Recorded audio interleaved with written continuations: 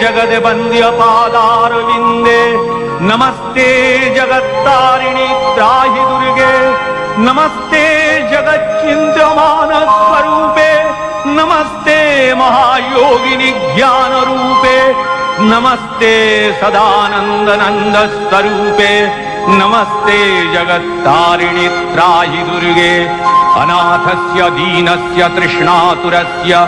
क्षुधार्तस्य भीतस्य बद्धस्य यन्तः तमेकागतिर्देवि निस्तारकर्त्री नमस्ते जगत्तारिणि त्राहि दुर्गे